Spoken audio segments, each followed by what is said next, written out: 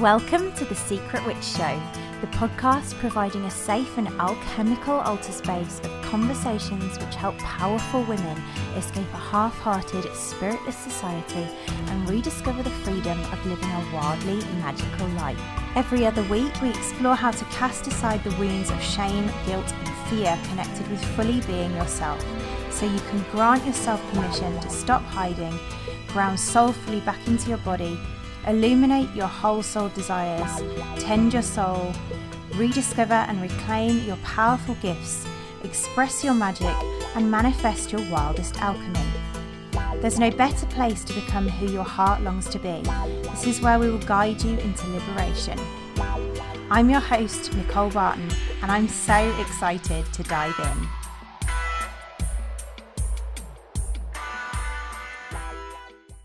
Hello, medicinal ones. In today's modern culture, magical, intuitive, healing women are suppressing and ignoring calls of their bodies to fit into ways of being that don't serve them, leaving them numbing their body screams and feeling unable to embrace their magical, soulful call to live as their wildly medicinal selves. So I've created the path for those healing, intuitive, wise oracles to reconnect to their powerful medicine woman.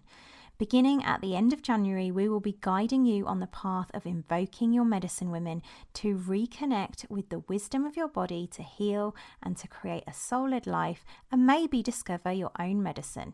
After all, like cures like, and your healing can filter out into the world. Find out more at www.nicolebarton.co.uk/medicine-woman. My guest today is William Whitecloud. In the early 90s, with his life shattered by a host of dismal circumstances, William Whitecloud was compelled to embark on a quest to discover what it would take to create what he truly wanted. This search brought William into contact with the alchemical principles of Hermetic Philosophy and Technologies for creating. After completely turning around his life, William was inspired to found Natural Success, a creative development curriculum dedicated to empowering participants in discovering and living their highest potential. He is author of best-selling book The Magician's Way, The Last Shaman and Secrets of Natural Success, and his foundational 5-day training, Create Your Destiny, has been delivered to over 12,000 people. He is the ultimate magician. Let's dive in. Welcome, William Whitecloud. You are one of my favourite magicians, so I'm really delighted to have you here on the show. And I know the Secret Witches, our listeners will be too. And synchronistically, a few of my one-to-one clients actually have been doing your Create Your Destiny program as well. So they're very excited to hear from you. Right. Yeah, and I also loved that you agreed to this when I reached out to you, because you said that you couldn't argue with a witch. So that was Darren, do I? yeah, exactly. So I love that. Yeah. So welcome to the show. Very excited to see where this goes.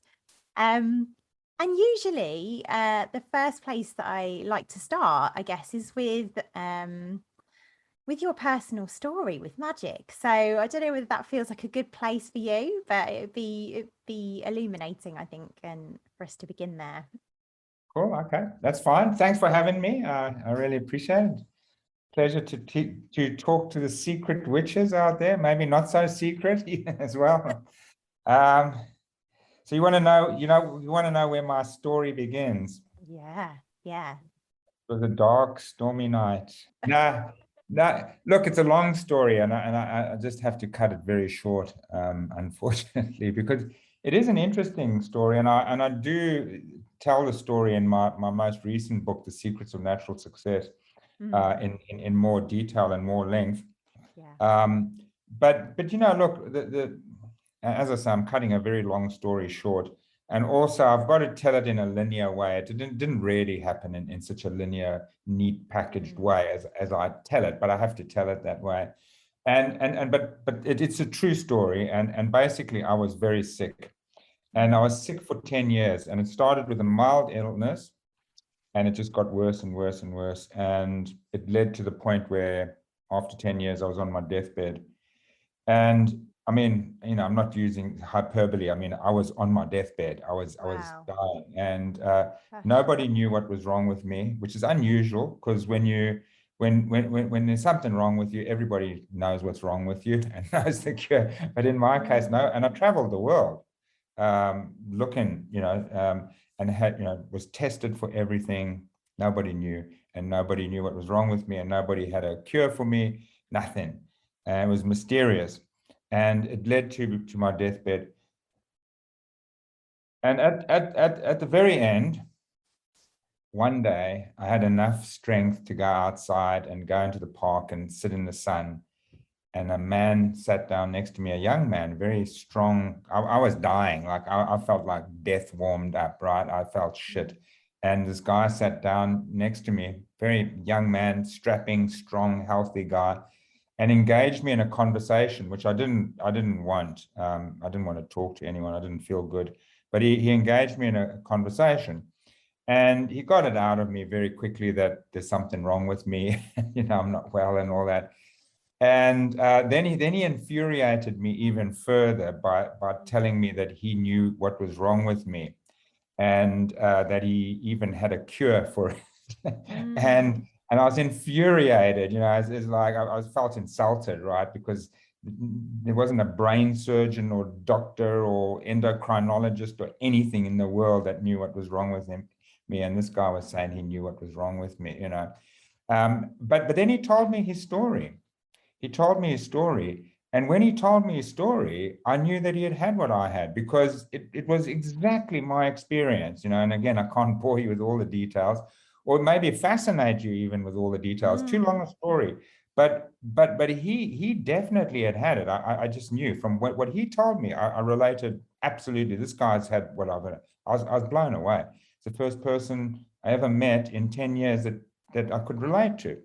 And who could relate to me, by the way, because nobody could relate to me. People were just telling me there's nothing wrong with me and that I should just pull myself together, even though I was like the third of the weight I am now, and it sores all over me, and tension, headaches, and hallucinating and everything. Pull yourself together.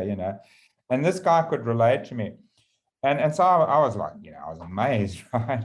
And then I was even more amazed when he told me that he could give me the cure, and that I'd be better if I followed his prescription, that I'd be better immediately. And so I was like, well, what is it? What is the cure? And this is 28 years ago, 29 years ago, 28 years ago, 29.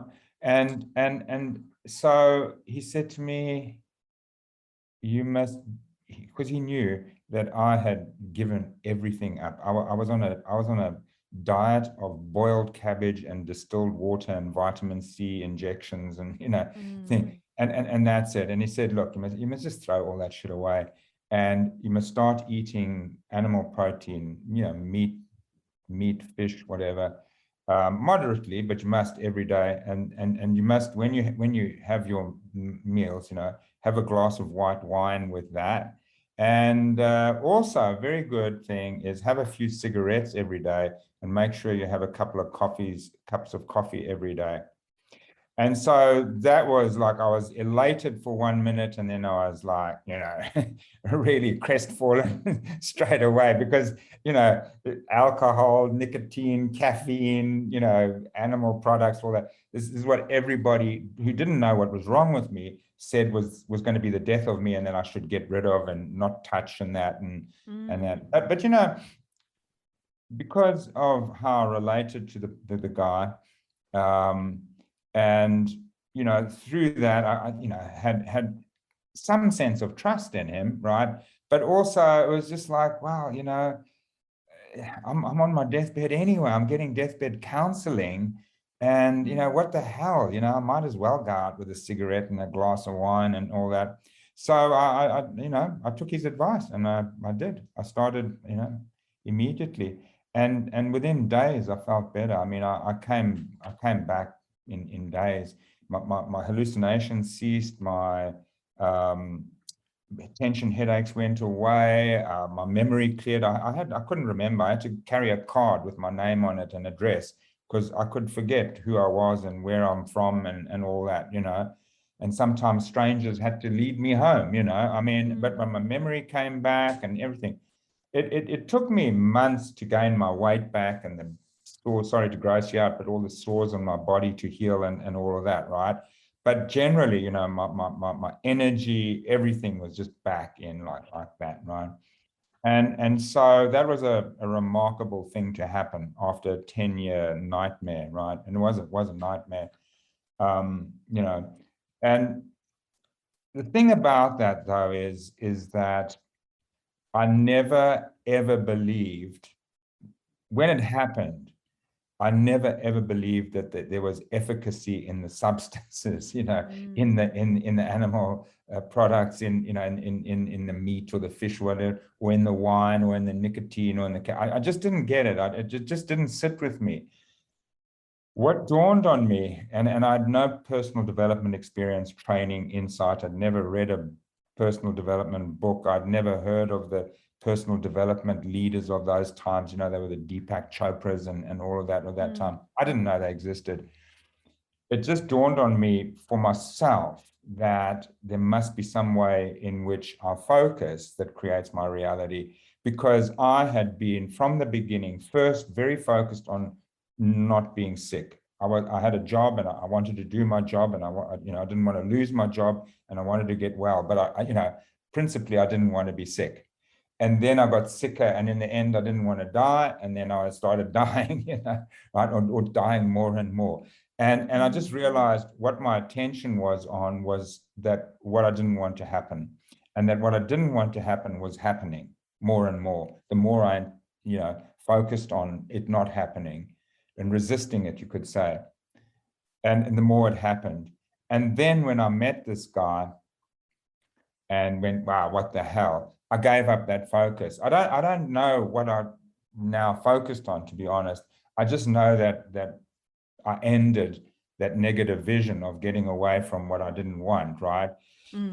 And to me, that was it. And I knew that was in me. I could be wrong. I still think, well, maybe I was wrong about that. But whatever, it led me to this, right? So I was going, well, I know that your focus creates your reality, but I don't know how it works.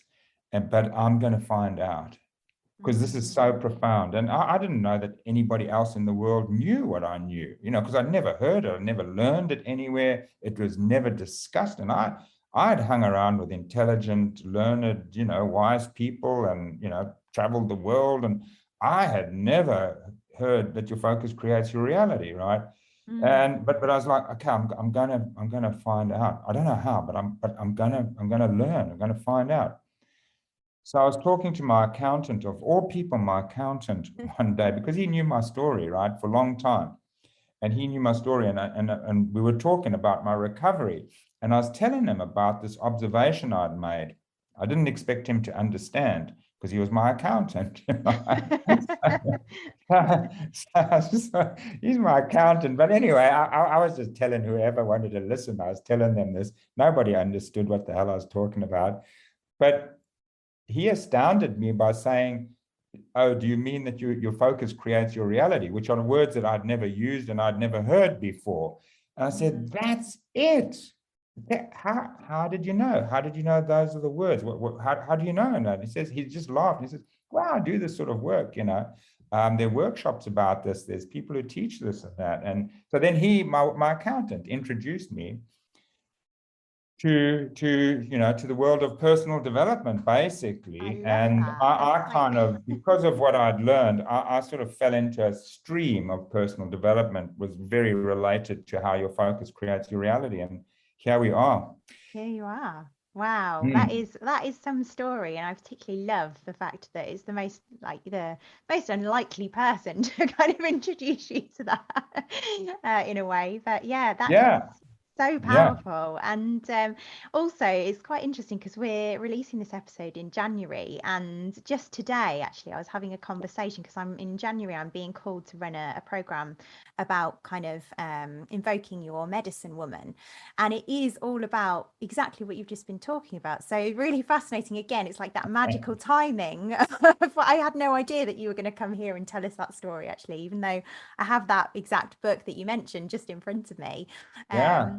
But yeah, that is a powerful story, and actually, interestingly, touches elements of how I came into this work myself, really, in a similar way that there was, magic almost really is the medicine that everybody needs, and even just recently, my face was paralyzed. I was told that it wouldn't heal, and yet by really kind of again harnessing my focus, it has been something that I've been able to heal, which was, I was told it was impossible. So yeah, I really relate to that amazing story really that you've just shared. Well, it is an amazing story, and it's more amazing if you're me because I lived it, you see, and you have to understand the profound effect that had on me of I lived a nightmare for 10 years. Mm, mm, And particularly the last years were a living hell. I was in mentally in a very bad space. I was hallucinating constantly, and it was a nightmare, right?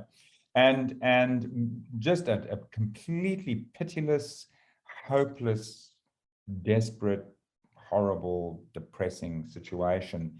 mm, And you see, you imagine that if one day some doctor or somebody, some psychiatrist, I used to hope people, psychiatrists would say, "You're mad," something like that. And like come up with something and give me something that's wrong with me, but nobody would. But what I used to hope is that if someone told me what was wrong with me and went, "Yeah, we can kind of cure you," it's like, okay, so this would be a years of rehabilitation. That's what you imagine. You go, mm, that's even what's depressing about it. Like, oh, Christ, even if they find out what's wrong with me, I'm most probably going to have chemotherapy and this and that for mm, years. And it's, eventually like maybe get half better again or something. I don't know. And just to get better in days, I mean, I'm mm. talking days Yeah. is a phenomenal experience if you go through that, because I went through that, right? And so it's like I can't think of a more profound experience that I could have in life, right? No. And it's so bolted me in a purpose in life and a direction in life and fascination in life. And that was 29 years ago or so, right? And I just haven't gotten off that track that it put me on, and I have no interest in being on that Mm, track. That the more I learn and the more I practice and the more I experience and the more people I help with it and all that, the more fascinated I am. The yeah. more enamored I am with that, with what I've realized and what I've learned and what I practice, really. Mm, And to your point about medicine and all that, it's true. You see that we can have modern medicines or traditional medicines or whatever, but it's not the determinant of how our health goes and mm, how anything in our lives goes. The determinant of how anything goes in our lives is our focus. We absolutely create our reality, and if you're a witch, if you're a bona fide witch, then you've got to agree with that. I mean, that would be a foundational premise of yours is, yeah, I create my reality and I'm responsible for all that I experience, and it's based on my focus, you see. mm, But you see, the real thing is that it's not new to people, and it's not a it's not an astounding idea or anything, or even, as I say, it's not new to people. People have heard that a lot by now. There would have been a time decades ago that when you heard your focus creates your reality, you'd go, "Oh, that's interesting. That's a far out concept." But now it's an accepted thing. But even though it's an accepted thing that your focus creates your reality, there's a few things about that. Firstly, mm, it's convenient for people when they create unwanted things or problems or whatever, it's convenient to go, well, it's the circumstances that created this, not me. See, And to this not is take interesting. responsibility. Yeah, To this is not take interesting. responsibility. Oh, yeah, my focus creates my reality until it's not convenient for my focus to create my reality, you see. I was just going to say in your story, actually, because the secret witch very much kind of it creates unconsciously. She doesn't really always know that she is the powerful creator of her life in this way. So I was just going to say, in regards to your whole story, it took really quite a lot of power for you to be able to own that that was the case. But it sounds like it almost was like that in that resistance, giving up the resistance was how you realized that. Yeah, I mean, but I don't know, because it was just, I don't think I had any resistance in me by then, right? Mm, And it was just blindingly obvious to me. As I said, I could put no store in the efficacy of the substances, of the caffeine or the nicotine or the alcohol or whatever it was. I just didn't buy it. Not with one shred of me. There wasn't even a piece of me that was, well, I hope that's what it was, mm, or anything. It was just blindingly, inescapably obvious to me that my focus created my reality, right? And that 10 years of hell it had been somehow created by my focus.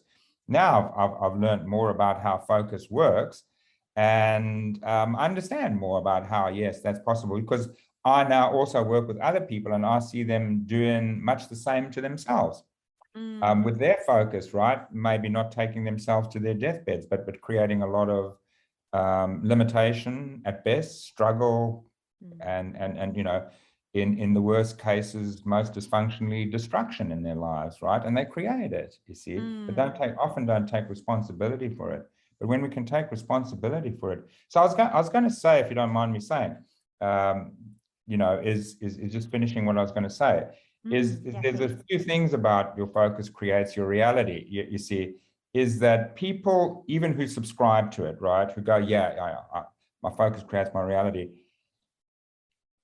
they will abandon that when it's convenient, because it's like, oh Mm, no, but now it's my circumstances, right? So that's a very disempowering thing, because the more you own that you created, the more powerful you are, the more yeah. control you have and power you have over your life. You go, this is me controlling. It's a subconscious message. Mm, We've got processes in the work that I do, that are very powerful, and they're a progression, but they begin with, I have a problem. I mean, to say that's a big thing just for many people. I mm, mean, it's the thing that when you go into recovery for alcoholism or drug substance abuse or something, it's a big thing. People only start healing. It's very difficult for them, and they can't heal until they say, I've got a problem, right? mm, I've got a problem. So I've got this problem. But we go, I've got a problem. There's a problem. And I acknowledge I've got a problem. Second step, I'm creating it. You see, mm, when you become the observer of a problem, you're not the problem, you're the observer of it. That's a very big distinction. To become the mm, observer of something and not the thing itself is very powerful. And then to say, I'm creating it, is a subconscious message. I'm not the problem, I'm creating it. Okay, we're going to investigate it. Right now, I don't even have to know how I'm creating it, why I'm creating it. We'll investigate that, but I am creating it. And that subconscious message is I'm powerful. I'm the creator. And so if you take responsibility, you can have power in your life. And if you don't take responsibility, you won't have power in your life. So it's a big I thing. love that. I love how you've just explained that, actually, and that is very much the premise of my work. But the way you've just described it there feels so powerful, because it takes you instantly into, I can create something else as soon as you Yeah, own yeah, it. yeah. And you see, the thing is this was going to be the second part of my point, right? Mm, Is that, like, I healed very quickly. You could say relatively instantaneously, because I think yeah. 2 days to heal a 10-year problem is pretty instantaneous, right? It's It might be, miraculous, isn't it? it's not like in a second, but it's practically instantaneous. I mean, Mm, days, right? It is miraculous. And that's what we see, you see, is that as soon as there is a shift in focus, there's a shift in reality. There's a shift in experience. There is. And, so that was what I was going to say, is the second part of my point is this, is your focus does create your reality, but mostly people don't know what they're focused on. They really don't know. They actually don't know what they're focused on. And you see, like I could have said, yeah, for 10 years, I was focused on getting better. So why didn't I get better? But I wasn't focused on getting better. I was focused on not being sick. I was focused on not dying, you see. And people will really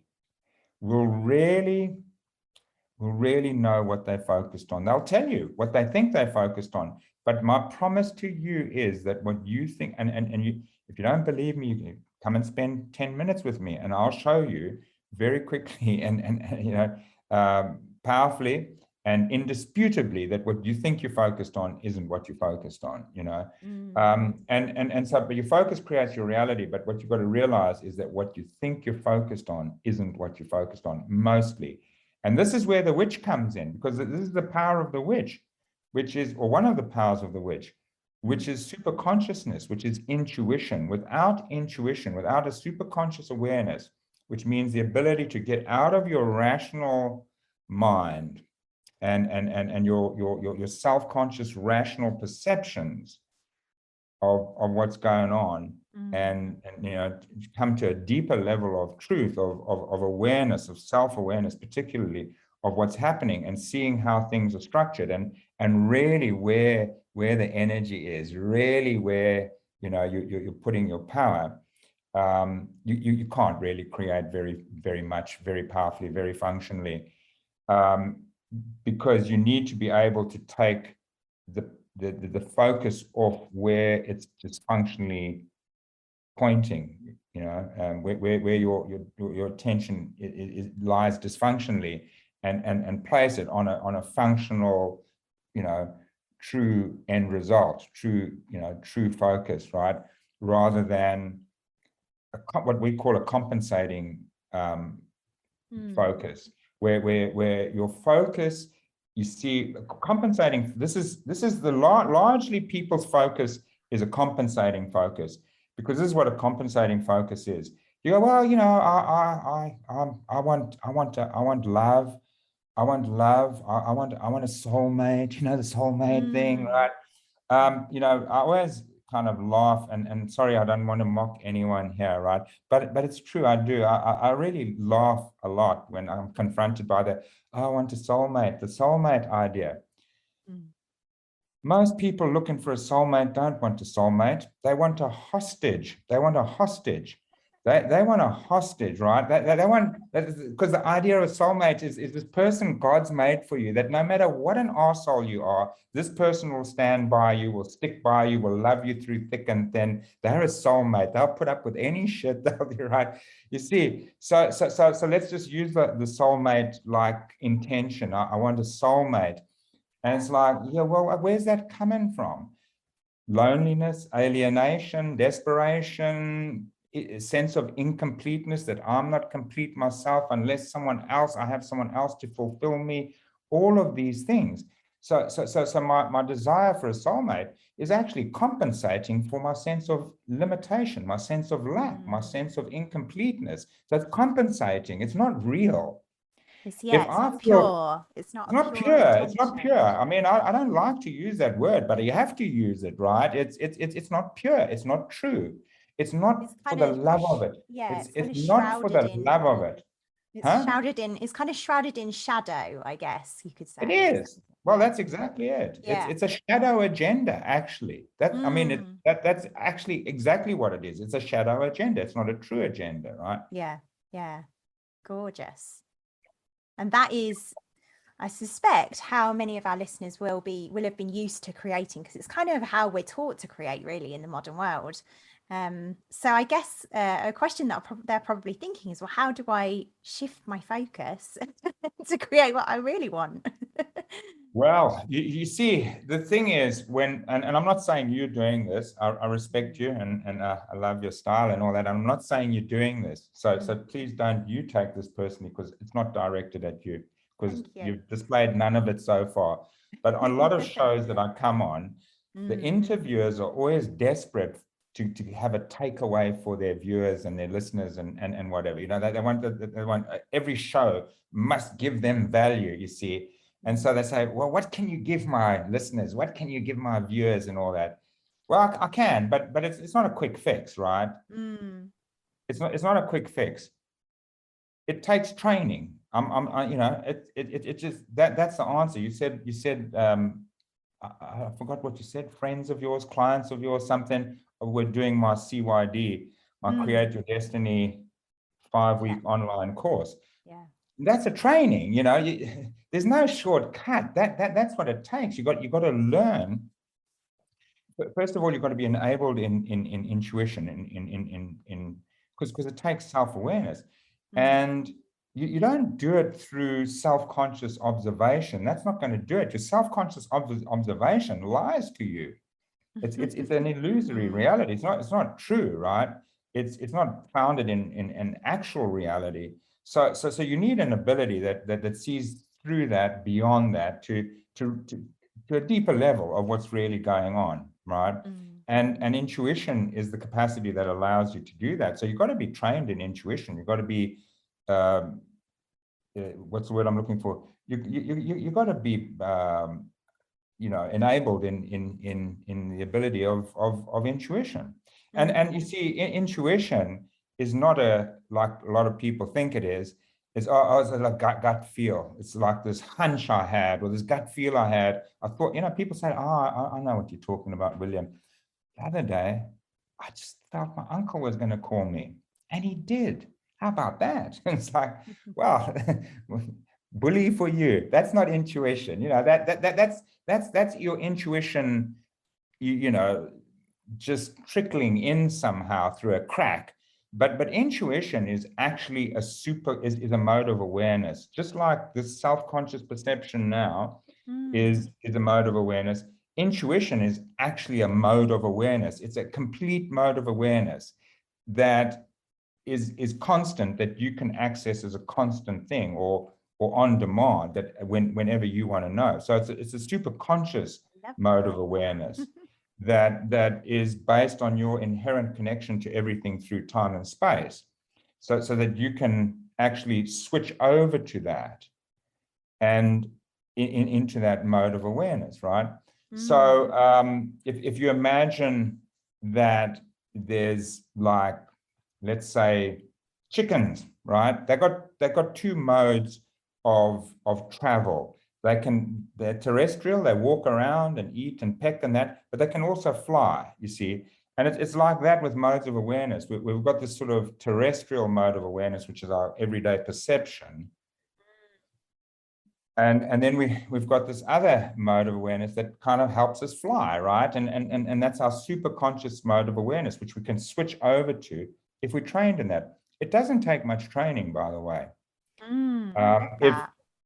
It doesn't take much training, but obviously the training doesn't take much, but the more practiced you are, then the better it is. But it's like that with anything. The more practiced you are with anything. So you see, to be able to work, to be able to use the principle that your focus creates your reality, to be able to use your focus to create what you want, you have to have that ability. You have to have that self-awareness. There's no way around it. I can't give anybody like a hack that's going to change their life like that.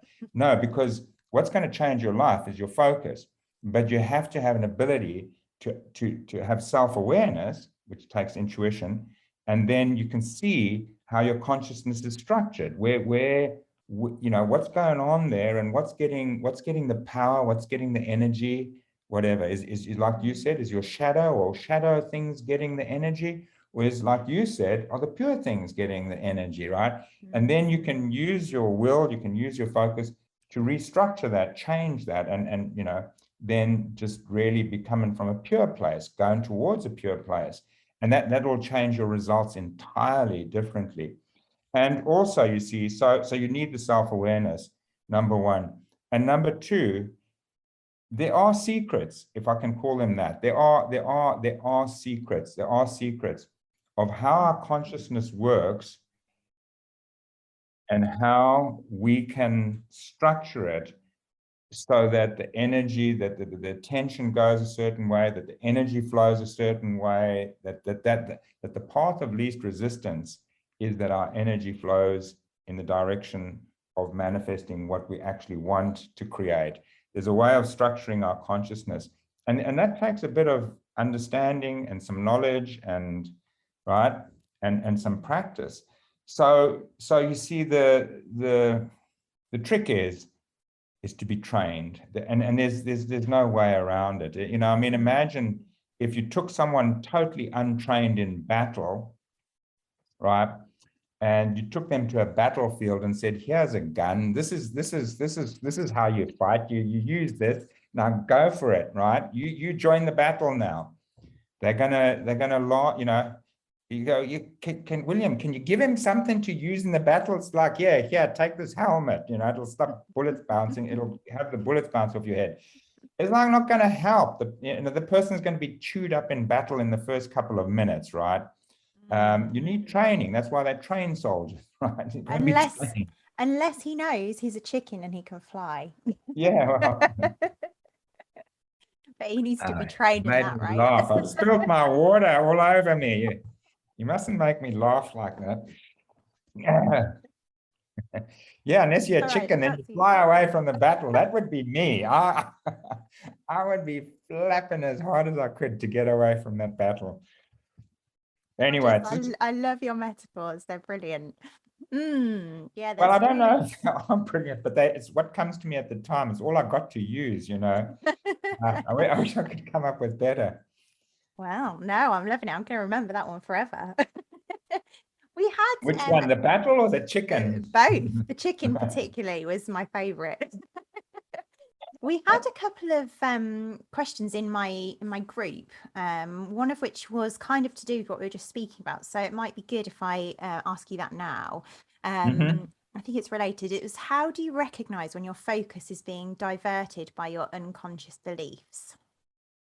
How do you know that your focus is being diverted? Well, that's a very easy one. That's a very easy one to answer. Conflict. Conflict. Anytime you are conflicted, anytime you're uncomfortable, anytime you're upset, anytime you're worried, anytime you're annoyed, anytime you're angry, anytime, it's what I call conflicted, if you know what I mean by conflicted, right? So rather than having, my usual equanimity, if I become exercised in any way, that's because now my egoic beliefs, definitions, whatever, are impressing on me, and I'm starting to be exercised by that, and I am now having emotional and also intellectual reactions to that. So any time you're in reaction, that's what's going on, and that's how you know. And it's an interesting question, because what I teach in Create Your Destiny already, it's a very basic course of mine, but it's very powerful, because in Create Your Destiny, that's where you learn conflict is the tool for self-awareness, right? It's as soon as you're conflicted in any way, as soon as you're in reaction in any way, and as soon as you exercised in any way, your shadow's in play, your ego's in play. And you see your thoughts and feelings, your uncomfortable thoughts and feelings are a sign that are like a side effect of your system being exercised now, right? Underneath the surface, outside of your conscious awareness. And so that's the sign, huh? It's what I would call like material for liberation. It's like a shadowy trigger. Yeah, so you see, so the thing is, in our society, I mean, I love the question, because it leads to such a profound principle of creating. You see, it refers to a very profound principle of creating. which is this. You see, in our society, and maybe every society, because I haven't found a society that is different is the human condition more accurately, is we don't like tension. You see, because whatever tension we feel, we have, feel or think or whatever, means to us that in some way we are disempowered, that we are not complete, that we are not whole, that we are not up to something. We're not up to, whatever's going on, and it's given us that message.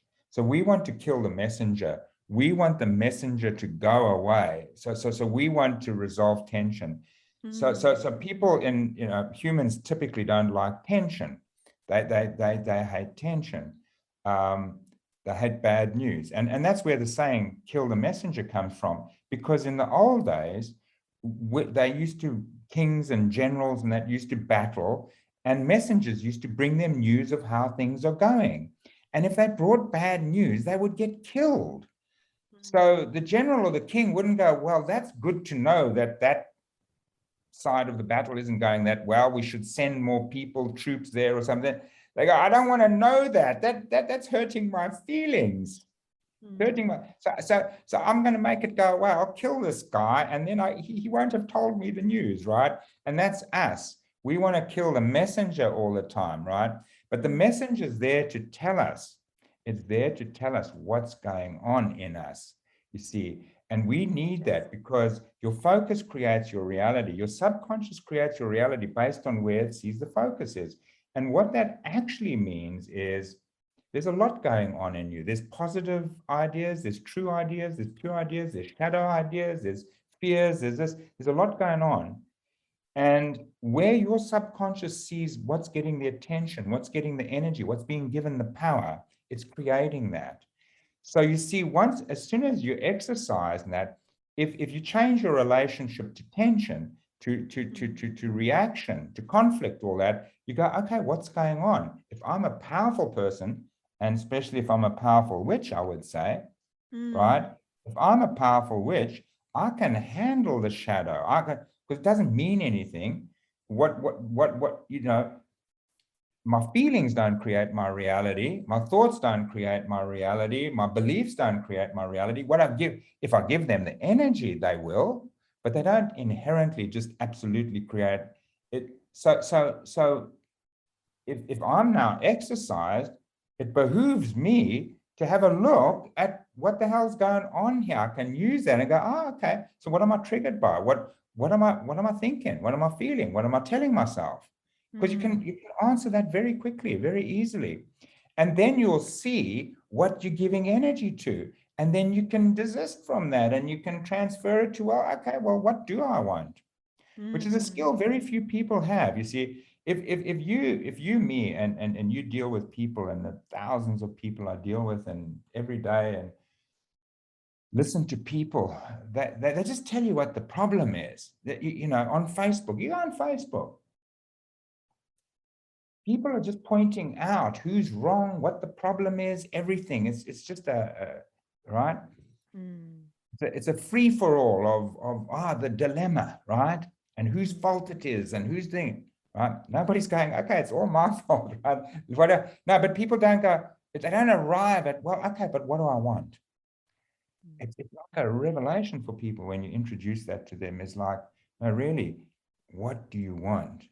We know what you want to avoid. We know what you don't want. We know what you hate. We know what you want to get away from. We know, who you don't want to be. We know all of that. We all know. You just go around in a circle of that, but you never come to, okay, yeah, but what do you want, right?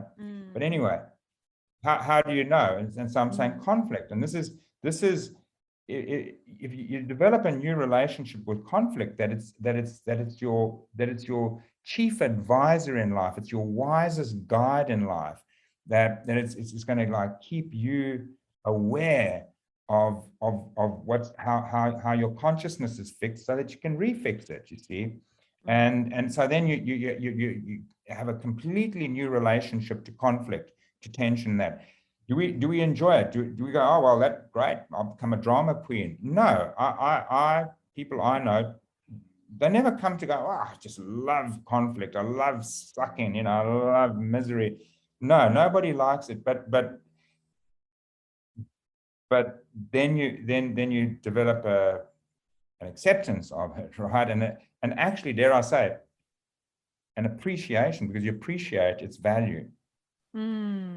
Yeah, I love that. And quite magically, you have just answered one of the other questions that we had from the group, which was, I'm interested in his view on shadow work. I know he speaks of holding the tension, but I'm not sure if these two are one and the same in his view. So I feel like that's just kind of already, explored that. But if there's anything to add, I don't know if there's anything you want to add to that question. Well, no, I mean, it's very related, because you see, your shadow is, I mean, it is your shadow. If you think about yourself, when you walk in sunlight, you cast a shadow, and that shadow isn't you. It's a shadow of you that's being cast off you, and so when we're born and we individuate, and that we develop a shadow, because we to create an individual sense of existence, which must be fabricated, by the way. When you're born, and this is not like mystic hooey or something, this is scientific fact. When a human being is born, and they're a baby, and they're a newborn baby, they don't know that they're not everything else. They do not know. They have no differentiation between themselves and their mother, their surroundings, all that. That's got to be manufactured. You've got to manufacture that. And your identity does that, developing the sense of, I am something separate from everything else. And you see, your beliefs create your identity and create that separation, the beliefs and the definitions and meanings that accompany them, and that makes you separate, right? And so the beliefs, though, are not true. They're illusion. You know, I'm not talking about your belief that the world's round, and you go, yeah, but I can see from space the world's round. No, I'm not talking about that. I'm talking about your fundamental core beliefs of identity, like, I'm not good enough, I'm not worthy, I'm not perfect, I'm not powerful, I'm powerless, you know, I'm not capable, I'm not safe, the trust issue, etc. I don't belong. Those beliefs are they're not true. I mean, what the hell? How can anybody believe actually, or say they don't belong? I mean, there's no such thing as belonging or not belonging, or worth or not worth. It's made up, right? And so you see, that's like your shadow, like the sun. There's you, the real you, and there's the sun, and it casts a shadow. And so you have this shadow self, right, that you create. And so that's what the shadow is. And your shadow, you know, it's not like your sun shadow, you see, which is just powerless and neutral and just there, and just a shape on the ground. Your shadow, on the other hand, is dynamic. It kind of has a life of its own, and that's, you know, it has drives of its own, it has aims of its own, it has agendas of its own, and it's working on those. But it's not your, that's why it's your shadow. It's not your true agenda. Can I use another analogy, which please do, people from England will understand? You see, when you have a government in England, in the Westminster Parliament system, you have a government who have the majority rule, and they're the prime minister and all that. But there's also a shadow government, the shadow cabinet, the opposition. They're not the real opposition, right? Sorry, they're not the real government. They're the opposition.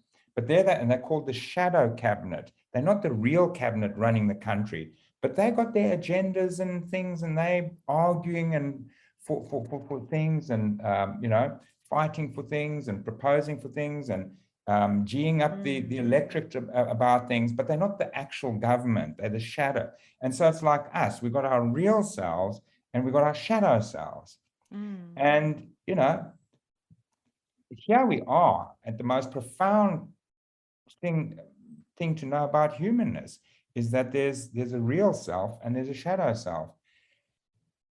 And for most people, the shadow self has the power. It's in charge. It's running the show. It would be like a government, you know, a Westminster Parliament, where the actual government has handed over to the shadow government and just sits back and lets the shadow cabinet call the shots and run everything. And what our job is to take back the power, is to get back in parliament and take over again. And you see, from the shadow. I mean, it's this conversation has led us to probably the most profound thing that can be said about the human condition, about the human journey, about our purpose here is we have our primary self and we have a shadow self. Most people live out of their shadow self because they think that the shadow self is because the shadow self communicates through thoughts and feelings, perception, self-conscious perception, and it just seems like reality, but it's not. It's an illusion. That's why we need the ability to adopt our superconscious awareness, our intuition, because that is the mode of awareness of the real being, of the true being. So that's it. Gorgeous. I really love how you explored that, and it's so powerful because when we look at the witch as like an archetype, really what we're talking about when we say the secret witch, that is the witch kind of in her shadow, whereas the work we're doing is to reclaim the kind of wild witch archetype, which is the fullest, purest expression of who we ultimately are. So that is really what this whole podcast is about. So I really loved how you explored that, and I have to say I loved the parliament metaphor. It's fabulous. We just had Guy Fawkes, hey, the 5th of November. Right? Yeah. The plot to blow up Parliament, right? We love it. I grew up in Southern Africa, mostly in Swaziland, but I went to school for a few years in South Africa. But down there, Guy Fawkes. I don't know about England, but in Southern Africa, and I remember in Australia it was for a while until the nanny state took over and took it out of our hands. But when I was at school and I was a schoolboy, and that Guy Fawkes was huge. The shops were just full of big rockets, and I mean, we used to get sticks of dynamite. There was no safety rules or anything, and we'd be blowing shit up all over the place and sending rockets up. Now it's nothing. We can't blow our hands up and blast our eyes out anymore. Those were the days. I'd forgotten about Guy Fawkes till now. Something about talking about this reminded me. The Parliament, that's right. Yeah, Parliament. Westminster Parliament. Yeah. No, that's gorgeous. I'm just going to be floating around in chickens and Parliament all night, flying chickens. Yeah, that's right. Battlegrounds, chickens. Welcome to my mind. This is what the people who know me have to deal with every day. But it's brought us to that really important point, really, is that again, kind of really learning to harness our focus in the direction of almost creating ourselves as the wild witch. That the witch archetype is really a powerful way to do that. I wanted to ask you something around the idea of will, because I know, again, it's like a lot of the time in much self-help, I guess, and in traditional ideas of like law of attraction, things like that do typically talk about the power of our focus. It feels to me that sometimes it can almost be that we kind of rely on the universe, and it just kind of, we'll put our wishes out there and let the universe. So I wondered whether you had anything to speak to for that, because I think the secret witch has kind of come into this journey usually from that kind of perspective. So hearing that she's actually got some kind of will and capacity to create by honing her focus is probably quite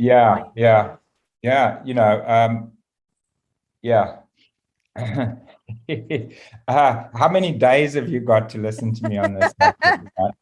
But let me just start with explaining what will is, because will is a much misunderstood and maligned concept, especially in spiritual circles, not so much in manifesting, creating circles, but even so. Will, this is all will is. Will is the mechanism by which we assign the power in our consciousness. The mechanism by which we assign the power in our consciousness. That's all will is. So you see, here's a use of will. It's my truth, which is spiritual. It's truth, right? It's true spiritual. It's my truth. It's my truth to leave my job and go and follow some calling, let's say, right? I'm just using an example. On the other hand, I have a fear of quitting that job and the security that, or the implied or sense of security I get from it. And so on the one hand, I have a fear, and on the other hand, I have the truth. So my will is just simply, I exercise my will by going, well, okay, I'll give my truth the power, or I'll give my fear the power. Mm-hmm. God gave us will, so the Bible says. Not that I'm religious, but there it is. You can see how we've historically understood this is we have a choice. God gave us choice. God gave us a will. And so I can put the power in my fears and let those rule me, or I can put shadow power parliament. in the shadow parliament. Thank you. In the shadow, I can put, you see, or I can put the power in the light, in my truth, you see. And that's something that I can exercise. And that's all that will is. And so tell me what's wrong with that. What is wrong with having an ability to assign the power to the light side of you? You see, people who go, oh, will's bad, and all the spiritual types, they do. They go, oh, the will's bad, so it's bad and that. It's like, yeah, but without will, you can't escape your shadow. You can't move out of your shadow. You will just live by default in your shadow, because you see, your standard of measurement, actually your value, will be resolving tension. Not having conflict in life, not having, and so as long as you're emotionally comfortable and stable, then you're happy, right? But that's not spiritual. That's not spiritual if you live a lie, if you live your shadow life out, all that. And so it's uncomfortable to move out of your shadow into the light, right? And that takes will. And so what's wrong with that? You tell me what's wrong with will, if that's what will is, and that is what will is. Right. Yeah, I love that. And it feels to me that really it's the only way we can create our kind of soul will, if you like, is by, or true will, is by, by using will, harnessing our will to take the aligned actions required. You see, the opposite of will really is willfulness. And that is something that's different. And that is what often people mistake for will. Because they think of will as willfulness, and willfulness is where it's just like I'm bloody minded, and I'm just set in my way and in like how it's got to be and what's got to happen, and I have no grace, and I have no flow, and I have no right. And so they go, well, that's what they think of as will, but that's not what will is. That's willfulness. That means I love that. I love the way that you describe that and the word that you use for it. I call it personal will. It's like this forcing of something. Yeah, it's forcing. That's willfulness. It's not will, right? And so you can call it personal will or whatever, right? But it's not will, because will doesn't force anything. Will just assigns. Will just goes, yeah. That's what we're given the power, right? And hold that tension, hold that focus. Will is just a mechanism of focus, right? It is not a bloody-minded insistence. The shadow is willful. The soul uses will, right? So I don't know if I answered the question. You did. That was awesome. Yeah, I love that. I love willfulness. That's a good word. It's a bad word. Well, yeah. No, it's the right word, right? So that's it. Perfect. Yeah. Well, it feels like that's a good place to end, because I think we've been going for over an hour now. So yeah, I don't know.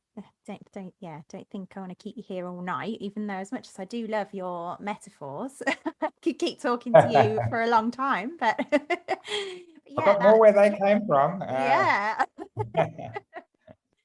Yeah, gorgeous. Well, no, thank you so much. That was really, really illuminating. It's going to be a wonderful episode for all the secret witches who are, wanting to harness their focus to become wild witches. That's fabulous. Yeah. What ways? Because I know they're going to want to follow you and see what you're up to. So, what are the ways that they can get in contact with you? And I'll share those in the show notes as well.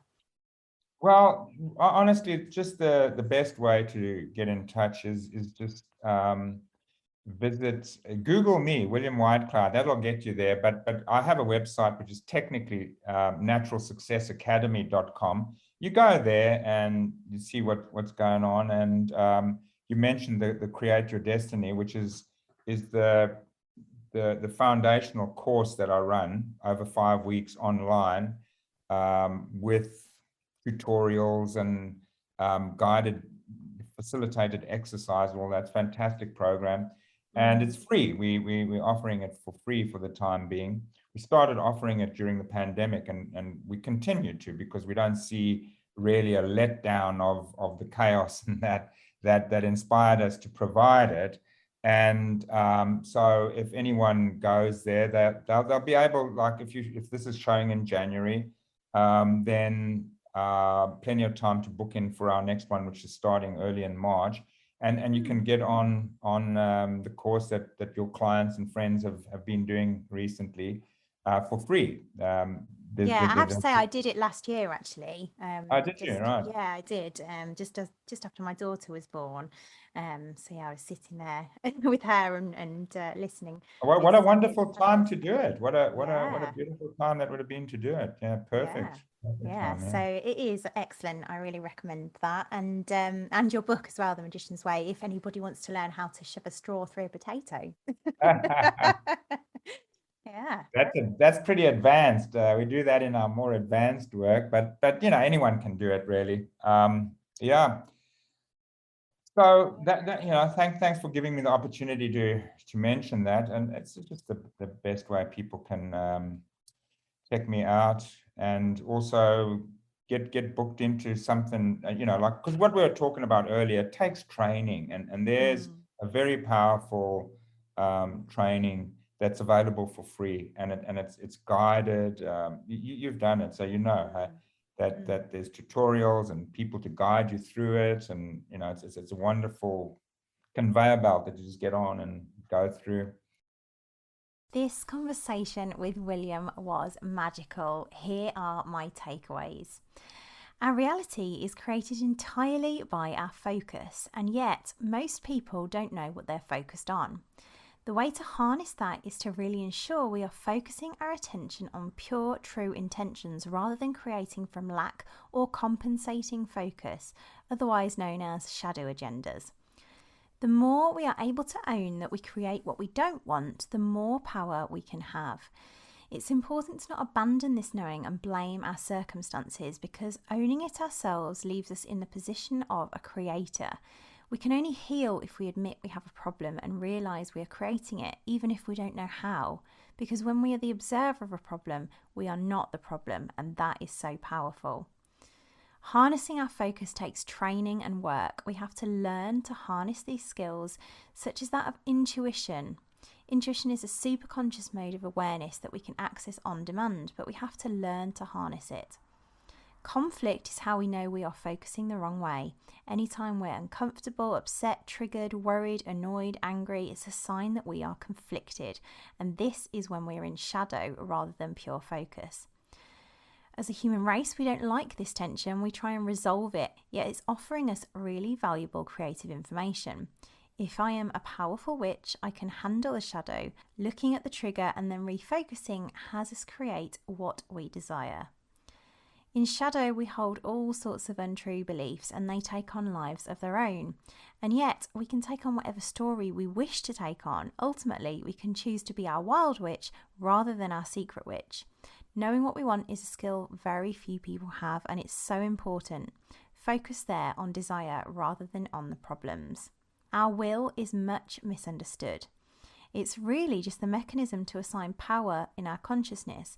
We can use will to either focus on our truth or on fear, but knowing that we have will is powerful for creation. If you'd like to get the show notes and links for everything we've chatted about in this episode, head to www.secretwitch.co.uk. If you know a secret witch who would love this episode, please share with them to help them liberate themselves. And so you don't miss out on next week's episode, head to your podcast app of choice and hit subscribe. Thank you so much for listening. I'll see you next time.